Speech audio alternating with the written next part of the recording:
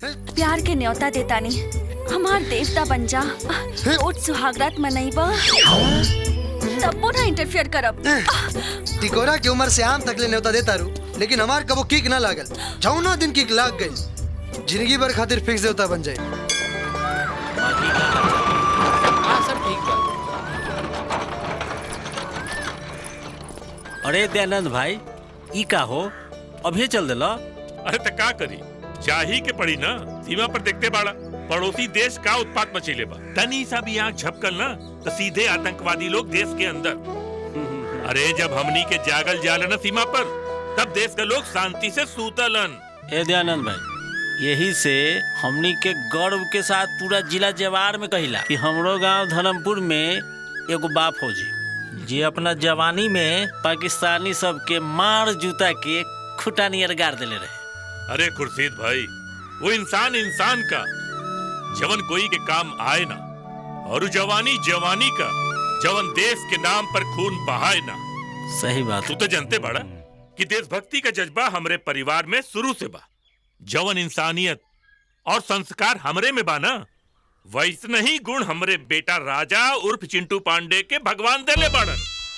आप लोग तो जानते बाड़ा देशभक्ति का जज्बा हमारे खानदान में कूट कूट कर भरल बा। हमारे बाबूजी इंटर करके दारोगा बनलन, हम ग्रेजुएशन करके फौज का नौकरी कर रहल बानी, और हमार बेटा चिंटू अरे पढ़े में टॉप क्लास बा।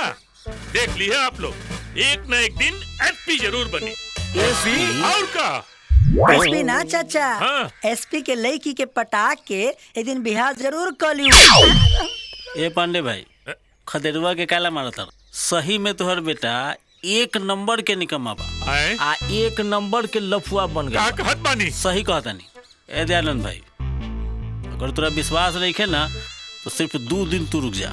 2 दिन के बाद होली बा आ देख लो अपन बेटा के हुरदंग। अरे माई, बहुत जोर के भूख लागल, बता नहीं खाना ना दे।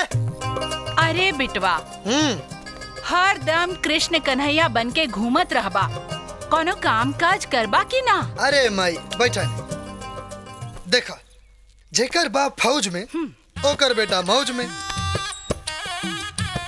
अब बाबूजी फौज में काम करबे करेलन। हाँ। और आजकल जौन स्थिति चलता, एक दिन हिंदुस्तान पाकिस्तान की लड़ाई होबे करी। हाँ। और मान ले माई कि बाबूजी कम से कम 50-60 पाकिस्तानी के तो मरबे करी हन। ओकरे बाद शहीद हो जाइए। अरे लेकिन माई, बाकी सरकार द्वारा जो हमने के पेट्रोल पंप मिली, ओ में सोच कि हम भरे तेल अतः गिनी है पैसा।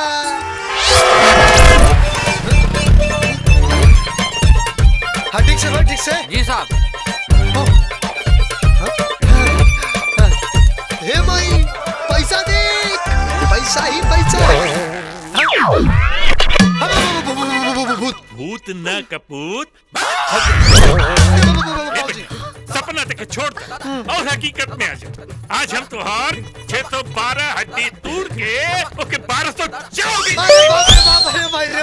अरे दादा रे दादा, हमार सब हड्डी टूट के भीतरी कबड्डी खेलता, पूरा नस धस गइल रे माई। अयो दादा, काकी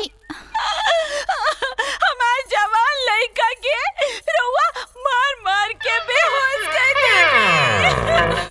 रउआ के तनिको लाज शर्म नहीं की आवत का? ए बेटा, ई का नखरा केले बारा हो? अभी ले तो एको नटा ना पड़ल तो दू खानदान के याद आ गेल। आ कहीं सही में तोरा डंटा पड़े लागी नु तब तोर का लइयो बुढ़े।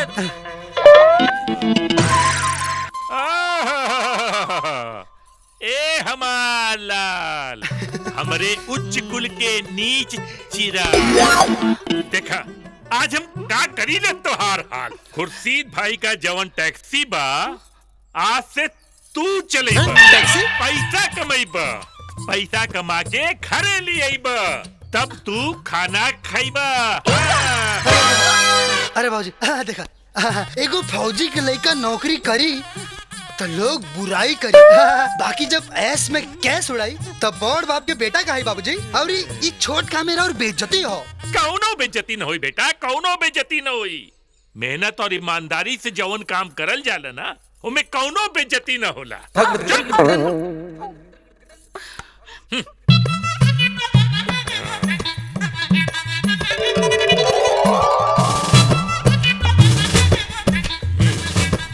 ई दयानंद पांडे के फैसला बा। टैक्सी चलेबा त चलेबा। हाँ लेकिन बाबूजी। अरे यार मोच्छड़ बाप की फैसला बा का कि ड्राइवर बन के टैक्सी चलावे के पड़ी। अच्छा ये मन तो करता है कुर्सी चिच्चा के। छीछा ना मर्दे, छीछा बाड़े। अरे पूरे गांव के लइकन के उंगली चुंगली करत रहल। हाँ ए राजा तू टैक्सी ले ले बा तो तोरो टैक्सी में उराजा हिंदुस्तानी के जैसन एगो हीरोइन बैठी। अच्छा और गाई का गई हो। अब तो मोच्छड़ बाप के बापूजी कहन कि पोताजी गाड़ी मत चलाओ तब वो न माने। राजा बेटा हैं? उठ चिंटू पांडे जी और गले चुगली करे। ये भुट्टन मियाँ जी चुगली करे ना, चाबी देवे आयल बानी, चाबी देवे। अच्छा हम तोहरा सारा लोग के भला चाहिला। अच्छा हम तो इहे चाहिला कि गांव के जितना लड़का बा सब अपना पैर पर खड़ा होके हैं? खड़ा तो बानी जा।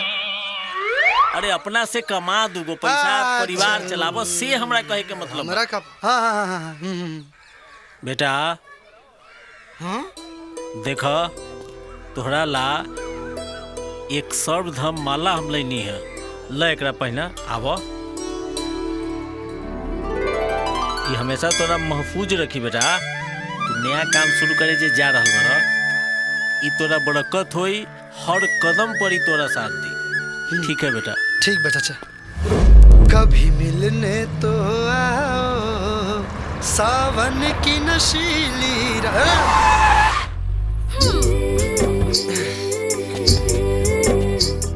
जी राजा, ब्रेक ऐसन लगैला कि माटी कोड़ा गई।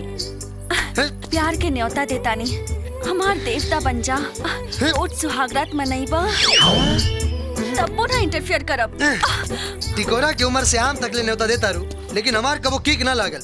जौना दिन किक लाग गई जिंदगी भर खातिर फिक्स देवता बन जाए। अरे अब बतावा किक लागल कि ना। हाई सब हरकत कैला से कुछ और जागेला, बाकी किक ना लागेला। और पीछा गल छोड़ दे ना तो चेहरा फीका लागे लागी। मजबूरी में सेकंड हैंड मर्द से बियाह करे के पड़ी।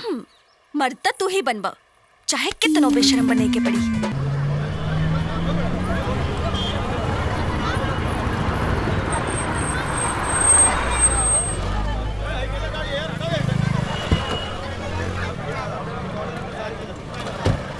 आज ससुर हम कुछ बोलबे ना करे, दिमाग खराब करके धे ले भी आओ। पूरा दिन मौन व्रत रहा। ए टैक्सी वाले भाई, पठान होटल चलोगे? पैसे कितने? सिर्फ 400 रुपए दूंगा। ओके चलो। ए गूंगा, गाना बंद कर। अस्सलाम वालेकुम भाईजान। वालेकुम अस्सलाम। हिंदुस्तान पहुंच गए। हिंदुस्तानी बंदों से कह दीजिए इशारों इशारों में साथ दें। कल जो बम का धमाका हिंदुस्तान में होगा, बहुत जल्द मरने वालों की चीखें पूरे पाकिस्तान में सुनाई देंगी भाईजान, पूरे पाकिस्तान में। चीख का बेसब्री से इंतजार रहेगा। आदाब भाईजान। ये तो सब सुन रहा है। गूंगा है, बोल नहीं सकता। इशारे से बता तो सकता है। इशारे से समझने वाले, खाने वाले और पीने वाले भाईजान के इशारे पे नचनिए की तरह नाचते हैं। गाड़ी चला। Click on the bell icon to get regular updates from Venus.